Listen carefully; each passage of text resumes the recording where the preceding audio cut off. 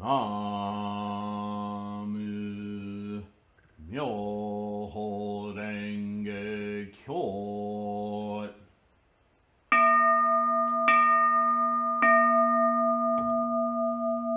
Namu Myoho Renge Kyo.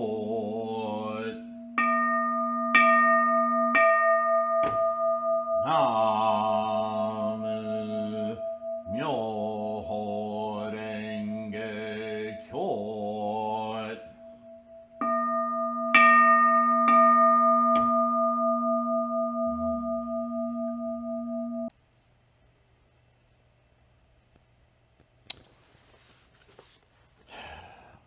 Section 3. A teacher helpful for the ignorant in the latter age. In this third section, I would like to define a good friend, a reliable teacher. This is the meaning of a good friend. For the ignorant in the latter age of degeneration. Ignorant, as you know, doesn't mean stupid. It means you don't know. And so you need a reliable teacher to guide you into that knowing, that knowledge. And that's where we'll begin today. Thank you for being here. Namo Myoho Renge Kyo. I hope you're in good health and in a secure situation. This should be interesting. We read often in different sutras and commentaries that what is necessary, Shakyamuni tells us, is a good friend. And the importance of meeting a good friend is much more rare than certainly we would like it to be. So, question, Nichiren begins.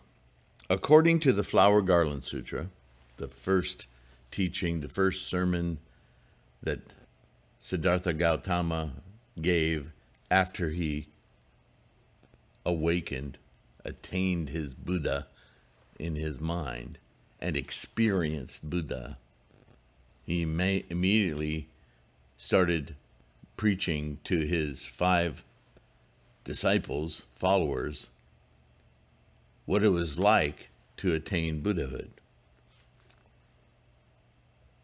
Bodhisattva Good Treasures met some 50 good friends in search of the way. Among his good friends were such distinguished bodhisattvas as Universal Sage, Manjushri, Avalokitesvara, Kannon, and Maitreya. Ever Weeping Bodhisattva, King Spotted Feet, King Wonderful Adornment, and King Ajatasattu were led to emancipation from the illusion of life and death, respectively, by Bodhisattva Dan Wuche, King Fumyo, King Wonderful Adornment's wife and 2 sons, and Minister Jivaka. So here's all these personages that were used to try to describe with words what an experience of enlightenment was like, right? Obviously, we know, if you didn't already, that that sermon was only taught for 2-3 weeks or so before Shakyamuni, now Shakyamuni, the enlightened Siddhartha Gautama, right? Shakyamuni realized that what he was describing to his students, his followers, was incomprehensible to them. He realized that, oh my goodness, I've spent 6-7 years of all sorts of training and privations and looking and training and altering my mind, my perception, my own life. My journey to this enlightenment didn't just flip a switch. It may have felt that way, but there was a lot that led up to that. And how incompassionate of me to not realize that my followers need to go through some semblance of those discoveries and evolution of capacity and understanding in order to get what I'm trying to communicate. And this begins the long, multiple year history of sermons repeated, memorized, recited, repeated, right? And bringing people's capacity to understand, first of all, how their mind is functioning in this physical realm, right?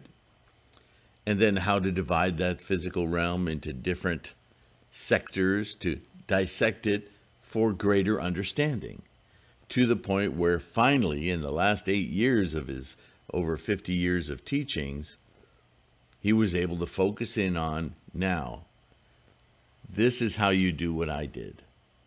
This is your opportunity. This is your method in the Lotus Sutra.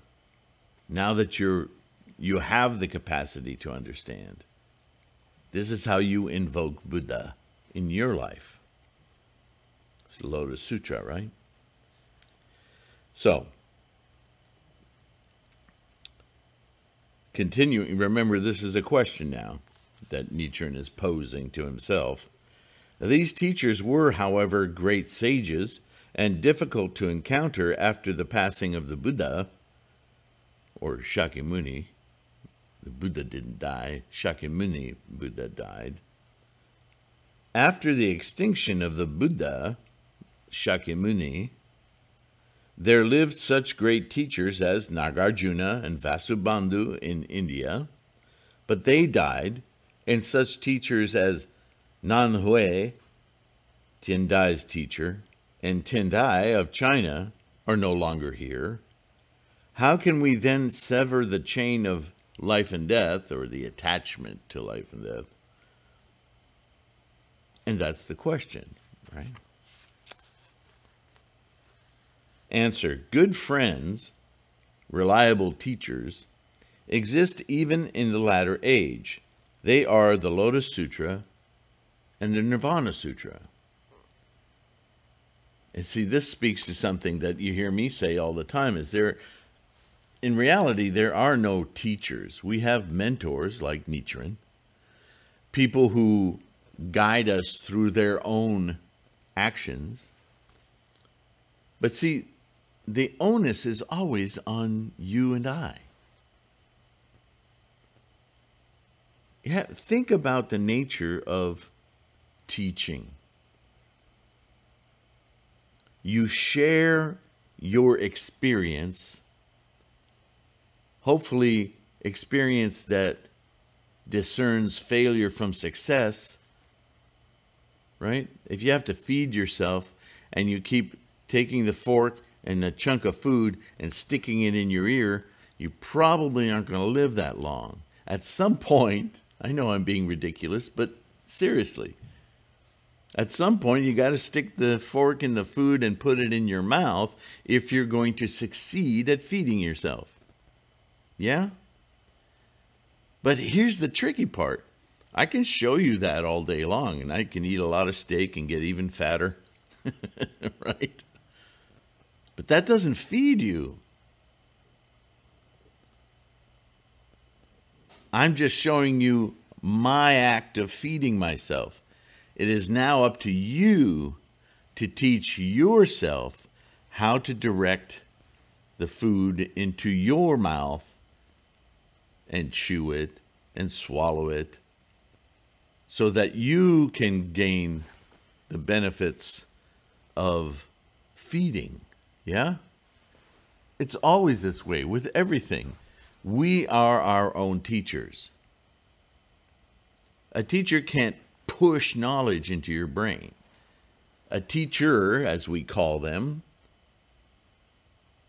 are simply examples for us to follow. That's important to understand.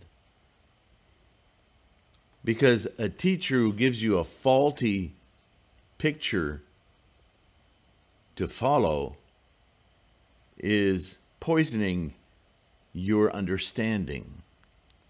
So several things are happening here. Somebody is sharing what they're calling knowledge for their experience, sharing it with you, but now you must look at that and either emulate it so that you can teach yourself how to now do it for yourself, or discern that there's a problem with it, and that for you, there needs to be a bit of an adjustment to understand, oh, now I know what you're doing, because now I can emulate it and have it be successful. Because words are mutable, yeah? This is why, and I'm going to take, somebody asked me about Namu again.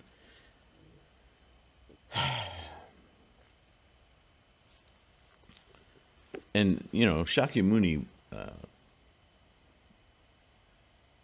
he rose a flag over this very issue. We have developed language in our species of sentient beings in order that we can communicate with one another our own personal experiences and share them. Yeah? We talk about the Buddha's golden words, right? It's not because the words are shiny and wonderful. It's because of the Buddha's intent that we call the words wonderful. Because again, it's not the words that are important. It's the meaning of what we're invoking when we use language. That is why when people make the mistake of thinking of Namu Myoho Renge Kyo as these magical words, they've completely missed the boat. In fact, that's not Buddhism. And Nichiren has spent a lot of times as Tendai, as Dengyo, as all the commentaries, Chi-I and Nagarjuna and Vasubandhu and Shakyamuni himself have spent an inordinate amount of time explaining that the words are no good. It's not about the words. The words are a feeble carrier of information that circumlocute, right? We put the words like the wagon circles in an old Western in order to derive a state of things so that you might draw from those words the experience, the guidance, the knowledge, the invocation of an idea in your own mind, in your own way, so that you can understand a concept. This is what we're doing. The very language of Sanskrit, Prakrit, they're song languages.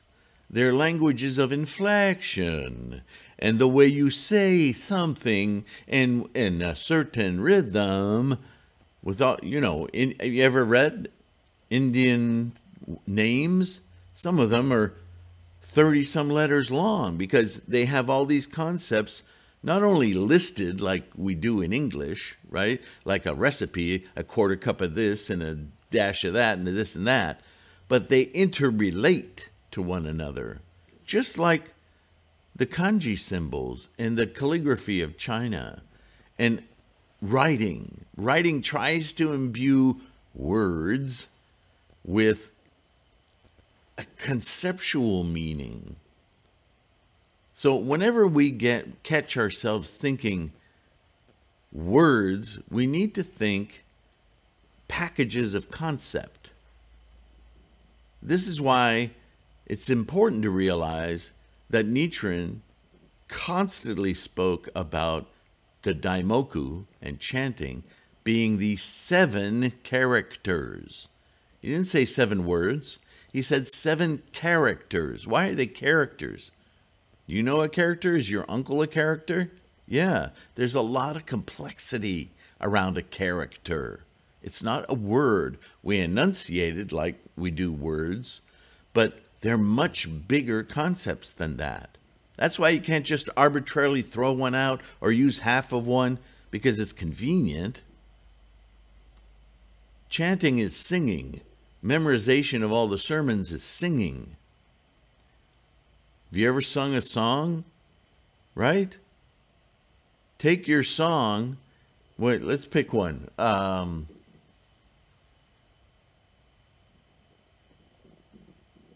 Yeah, everyone's heard some version of Joy to the World, right? It's just an example. Let's just use that example. Joy to the world. But you decide, I don't like using definite articles. So I'm going to take out the word the, because it's just not necessary. Joy to world. That's not the same song, is it? Doesn't even really have the same meaning. Maybe you can convince yourself it does. But singing joy to the world is a far different statement than joy world. Okay.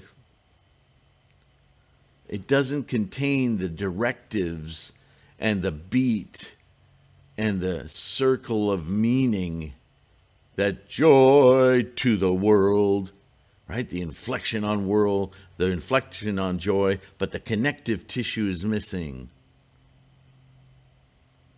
The word to meaning it's an effort put forth. The word the meaning a particular world. There's a whole nuance of meaning in that, and it contains a rhythm that follows through the rest of the song that makes it have sense, a more steady experience. So we chant Namu Myoho Renge Kyo, because Myo has meaning, Ho has meaning, right? We read about it all the time. So why would we concatenate? For who's getting anything out of that? For what purpose? You're deviating from the golden words of Buddha. Why would you do that? Now, we can take those words and give them specific meaning to make it easier for us to understand the importance of saying each of the 7 characters of Daimoku. Nichiren taught us this, so why would we deviate? As I've said before, Na is the presentation. Here I am, respectful, ready, paying attention. This is right from the Gosho and the Lotus Sutra and other sutras. Prepare yourself, be respectful, attentive, and now with that na, you are ready to move, receive. I'm here and I'm receiving the great wealth of knowledge in the ultimate law of self-practice, invoking Buddha in my mind, Myoho Renge Kyo.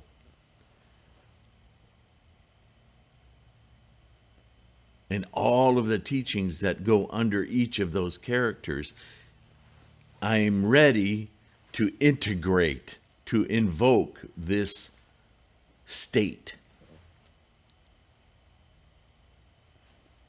How much more direct could it be?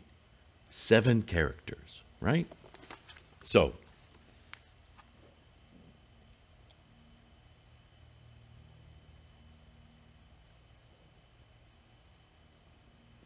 another question. Commonly speaking, good friend refers to a person. Remember, Nichiren just answered, said, you have the Lotus Sutra and the Nirvana Sutra. What more good friend could you need? Right? It's a very involved treatise on self-practice. That's your good friend. Immediately, yeah, but good friend refers to a person. Do you have any evidence for saying the Dharma is a good friend? You know, if you think about that question, it's pretty sad, but Nichiren's asking it because he knows people are going to ask it, right? Answer. Usually, good friends are persons. However, true good friends, quote unquote, do not exist in the latter age. Everybody is distracted. As hard as they may devote themselves to assisting you, to guiding you to your correct practice, you ultimately are the teacher. You have to take the initiative. You are the good friend. This theme is coming up a lot lately. Just like the video on addiction. At some point, you have to make the effort. Even if that effort is just asking for help, it's your effort to make. This is what makes you human as opposed to animal. And even an animal will search out something to help it survive. Whether it's a parent, another animal, or just gives up. Like an injured horse and just lays down and waits to die. How pathetic is that? If you're a human being, and I hope that's who I'm talking to, don't just lay down and die. Do something. The effort is everything. The effort is Buddhahood. The effort is savoring life. The words don't even matter.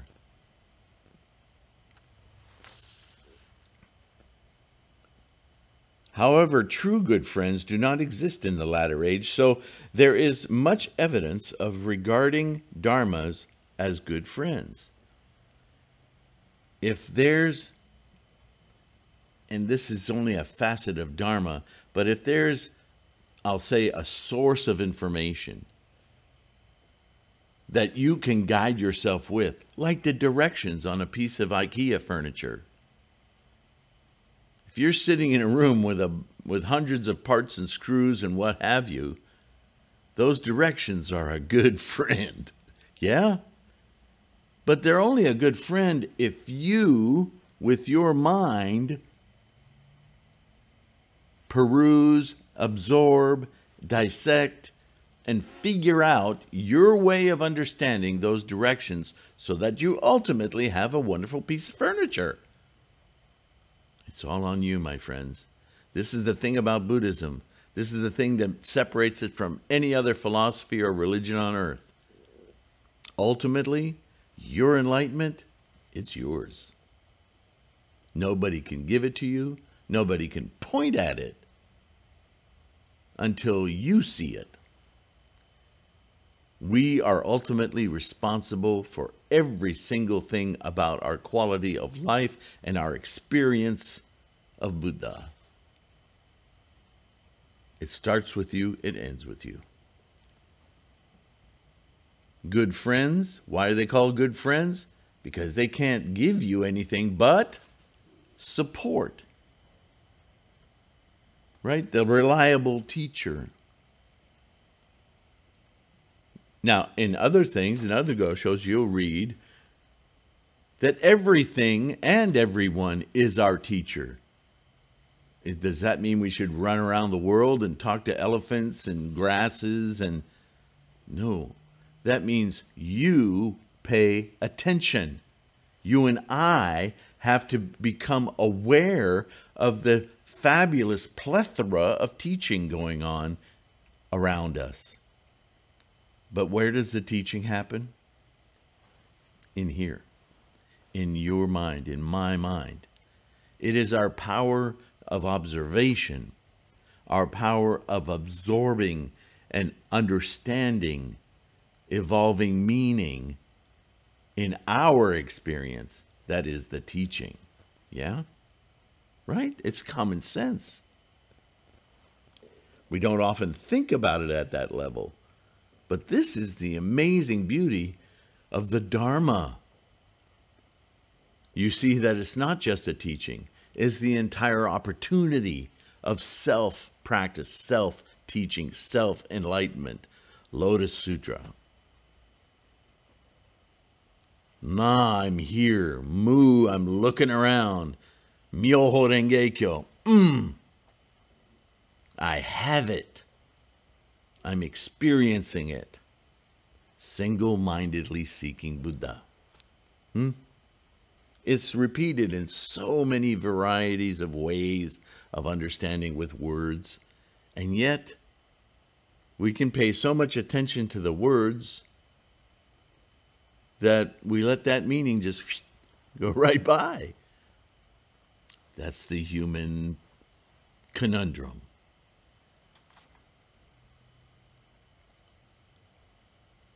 For instance, it is stated in the Great Concentration and Insight, right, here's Tendai, Facile 1, quote, following either good friends or sutras, we will be able to listen to Buddhahood of the one vehicle truth, Lotus Sutra, as preached above, end quote. This passage regards sutras as good friends. Because what is the Lotus Sutra? Let's break it down. The Lotus Sutra isn't a document that walks into your house and says, hi, I'm ready to teach you now.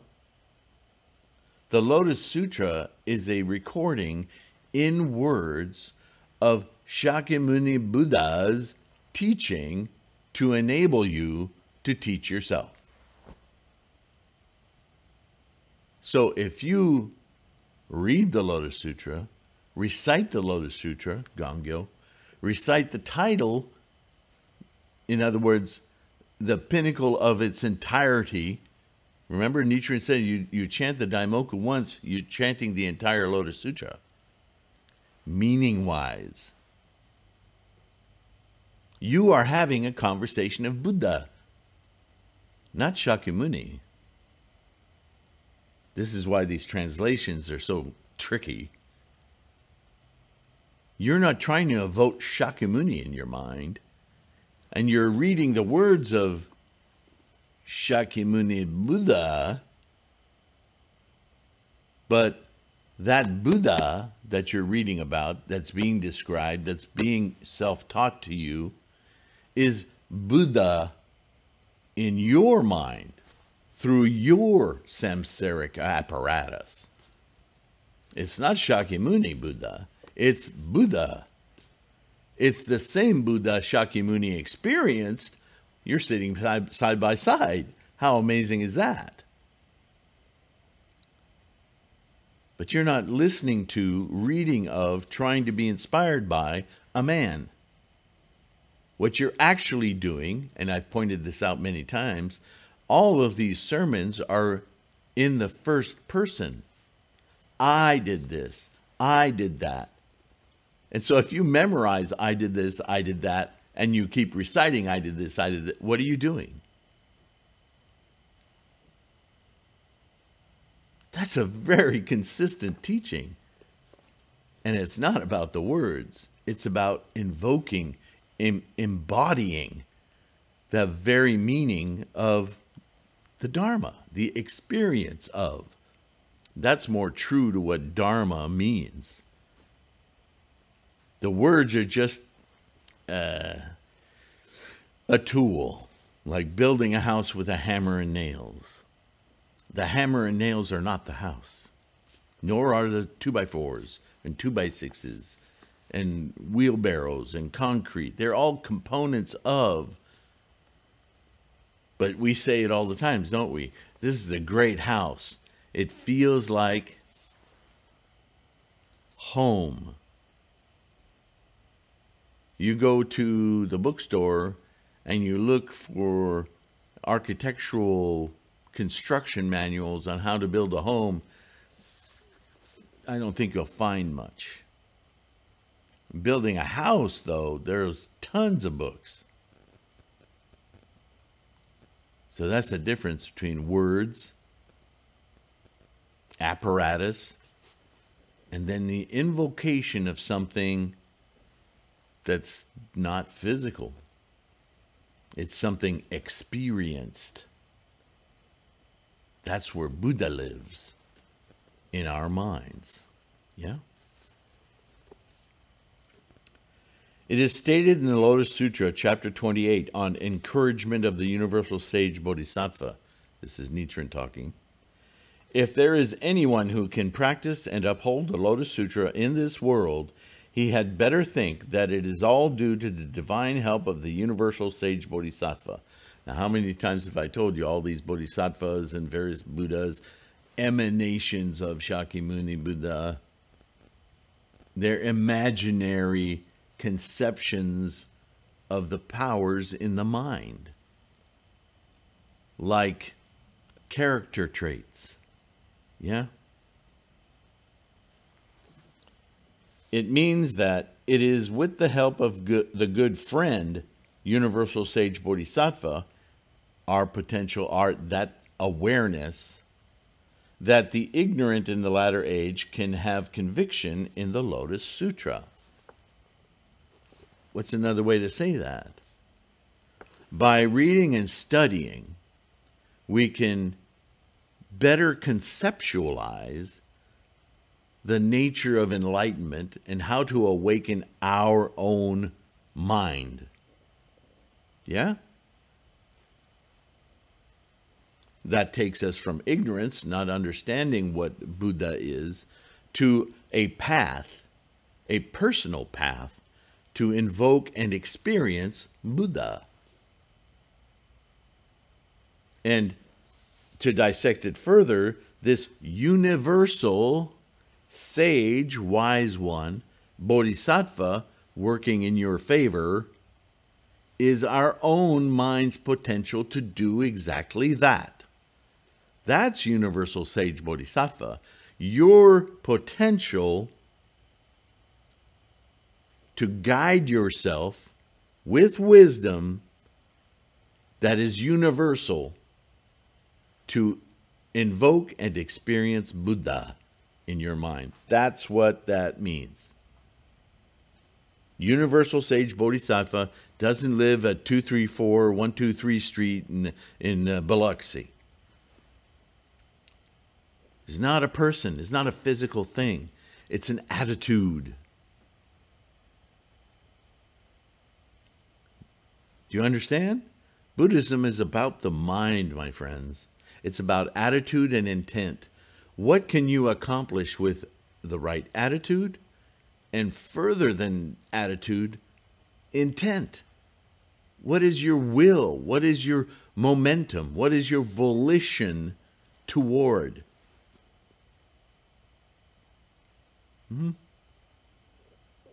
Single-mindedly seeking Buddha. It's in every word.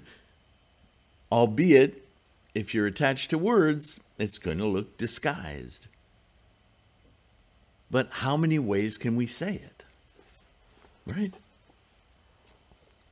The sutra in the same chapter claims also, quote, anyone who keeps confidence in, recites, memorizes correctly, Namu Myoho Renge Kyo, practices and copies this Lotus Sutra, should know that he is like those who see Shakyamuni Buddha in person and listen to him preach this sutra, because you are doing it to Buddha in your mind. You're having that conversation with Buddha. According to this passage, the Lotus Sutra is identical to Shakyamuni Buddha.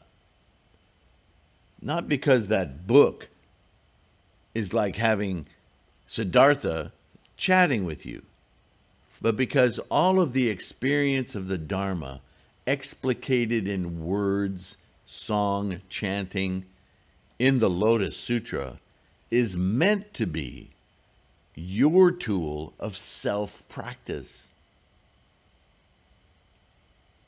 The Buddha that Shakyamuni lived is the same Buddha you live when you invoke it. You do the same as Shakyamuni Buddha. I'm going to pull it out again. The liturgy. The last part. Zuyo shokado ise shuju ho maishiza zene ningario shujo tokunyu muyo do sokujo jubushin. Do you realize what you're saying there? Always I am aware of which living beings practice the way and which do not, and in response to their needs for salvation, their needs for salvation, that's our friend Burton Watson. I don't like that he used that words because it's muddy. What he's talking about is their needs for enlightenment and awakening. I preach various doctrines for them. At all times, this is the important part, at all times I think to myself, first person, at all times I think to myself, how can I cause living beings to gain entry into the unsurpassed way and quickly acquire the body of a Buddha? What is the body of a Buddha? The three bodies of Buddhas. That's the instantiation of Buddha in your current mind, in your current experience of life. You're saying this every time you recite Gangyo. This isn't Shakyamuni saying this to you. This is Shakyamuni telling you what to say. And what he's telling you to say is, I think to myself. Everything in this practice is designed for you to realize for yourself, from yourself, enlightenment.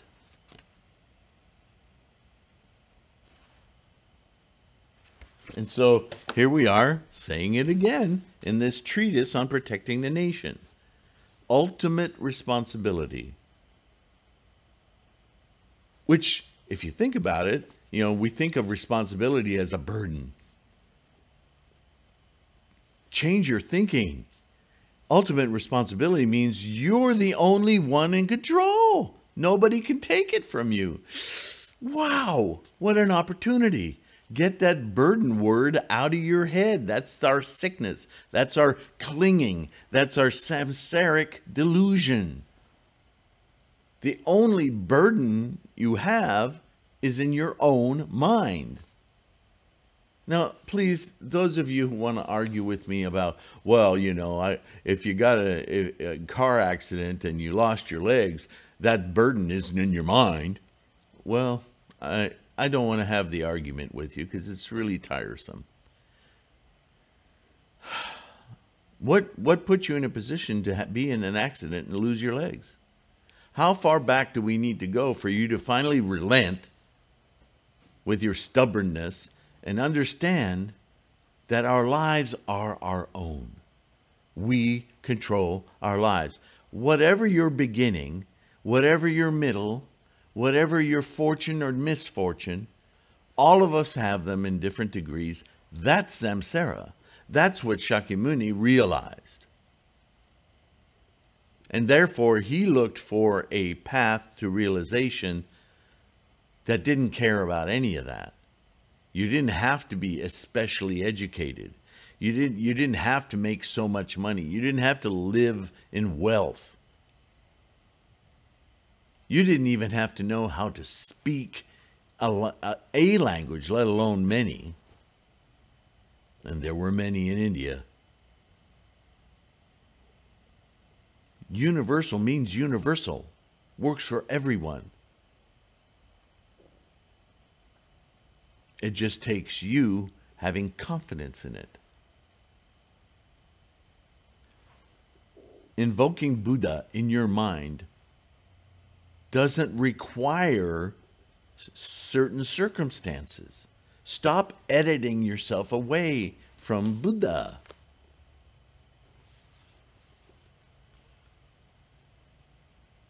The sutra in the same chapter claims also anyone who keeps confidence, right, resolve, recites Namo Myoho Renge Kyo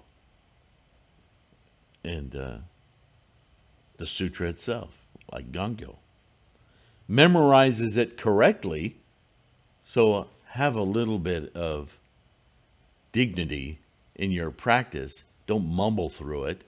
Take it seriously. Practices and copies.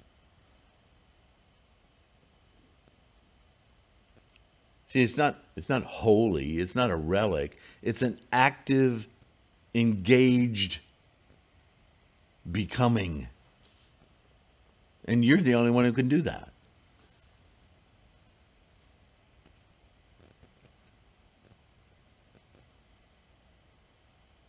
The Lotus Sutra should know that he is like those who see Shakyamuni Buddha in person and listen to him preach this sutra.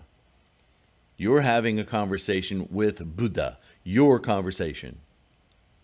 You should know that he is making offerings to Shakyamuni Buddha. Offerings to Shakyamuni Buddha. Let's say that in a clearer, more modern way. That in your conversation, as you're reciting and copying the Lotus Sutra, you are invoking Buddha in your mind, not Shakyamuni, Buddha in your mind. You're having a conversation with that Buddha, and you're respecting that Buddha. Those offerings are of respect to yourself, ultimately, invoking Buddha in your mind. According to this passage, the Lotus Sutra is identical to Shakyamuni Buddha, who would enter nirvana and never appear in front of those who do not believe in the Lotus Sutra, but would always appear in front of those who believe in the Lotus Sutra as if he were alive in this world even after death. Don't get that confused. You're not expecting a happy little Buddha to float up to you on lotus petals or whatever. This means after his extinction, even after death. Don't think of that in the normal human way. Because this reference to Shakyamuni Buddha, Shakyamuni isn't even his name. We're talking about Siddhartha Gautama, but he's out of the picture now. Because the only way we experience Siddhartha Gautama after his enlightenment is that he's remaining in his Buddha mind constantly as he then goes through life as Shakyamuni. What's Shakyamuni? Shakya being the origin, the family origin, the lineage that he comes from, the Shakya clan, his family, his father, the kingdom. Yeah, a warrior clan, I mind you. Muni, great sage. Great sage because he is a teacher by experience and influencing those around him with that experience. Shakya Muni, great sage from the Shakya clan, now moving through time and space, expressing his experience of Buddha. It's not his Buddha, it's Buddha in his experience. So actually, Shakyamuni was a bodhisattva because he was still here in physical form. Not that Buddha exists elsewhere. It only exists in this samsaric physical form. But he was coursing in the world. Remember these verbs, this verbiage, right? This language, coursing through the world. A bodhisattva in the Buddha way remains in Buddha mind, constantly influencing the world around him or her to influence others toward that same goal.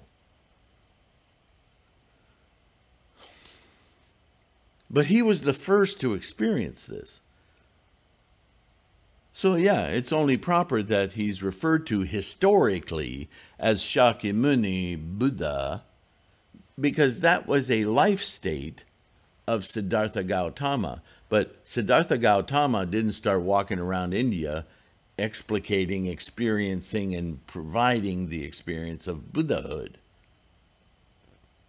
Siddhartha Gautama was the samsaric entity that had entered into Buddhahood and traveled the world in order to spread and influence that, Shakyamuni. The whole naming convention explains this. It also stated in the Lotus Sutra, chapter 11, on the appearance of the stupa of treasures, the treasure tower, the jeweled stupa, many different translations, that when the Buddha of many treasures was practicing the Bodhisattva way, he made a great vow, declaring, quote, if the Lotus Sutra is preached anywhere in the worlds all over the universe, again, Buddhism is about the entirety of the universe. After I've attained Buddhahood and passed away, my mausoleum stupa will spring up on the spot so that I may listen to the sutra and testify to it. End quote. It means that when we, the ignorant in the latter age, chant the title of the Lotus Sutra, the Buddha of many treasures, the treasure tower, will inevitably appear in order to carry out his original vow. You are the treasure tower when you are chanting and reciting the Lotus Sutra. How amazing is that for a visualization? Yeah? Where are we time-wise? Oh, I'm going on and on and on. Let's see if I can finish this. Ooh, he goes on and on and on. This is an important chapter. There's a lot in it. Let's just read one more paragraph, okay? The sutra also states in the same chapter, quote, the Buddha called together all the Buddhas preaching the Dharma in the worlds throughout the universe in a single spot. Thus, Shakyamuni Buddha, the Buddha of many treasures, all the Buddhas manifested in the worlds throughout the universe, the universal sage Bodhisattva, and others, are all our good friends. Everything is our teacher. Even Alpha Centauri.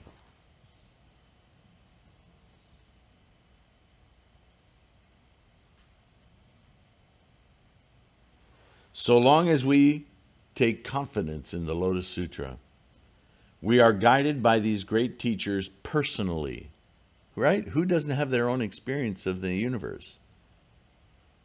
In this sense, our merits accumulated from our previous life moments, oops, I lost my spot, are more than those of Bodhisattva's good treasure, ever weeping, and king spotted feet, so that we are able to meet better teachers than they were, because they're personal to us, where they're immediate, and more to the point, they are our experience. We are our teachers. And these experiences with all these names are mental conditions we experience. Be your own good friend. You're everywhere. This is because they meet teachers of expedient sutras while we meet teachers of true sutras.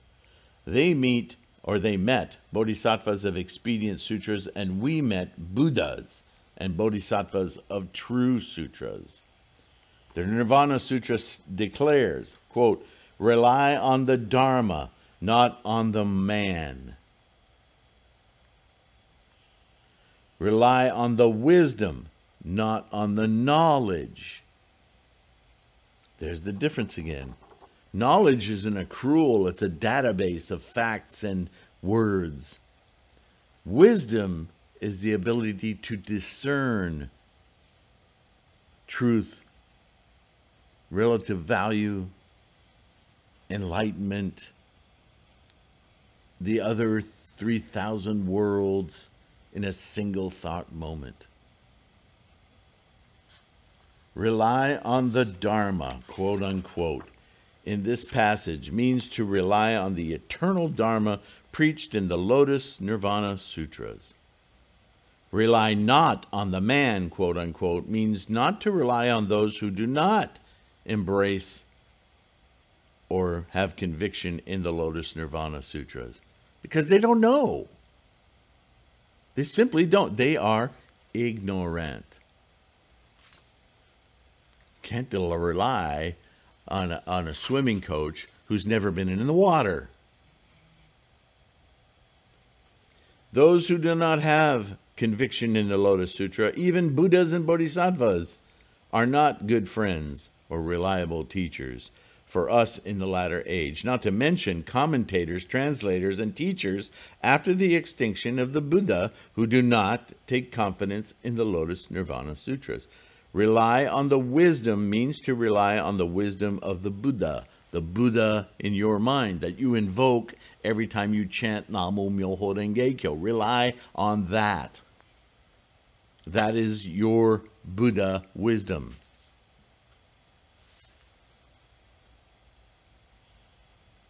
Rely not on the knowledge means not to rely on the opinions of bodhisattvas in the highest stage and below. Rely on the teaching, the Dharma, the Lotus Sutra. If somebody says, no matter what their hierarchy in an organization, something outside of what you know yourself to have studied in the Lotus Sutra, don't listen to them. Don't let them influence you away from what you know to be the truth. This is on you again. Keep coming back to that in Buddhism. All right, I'm going to stop for now. It's a good stopping point.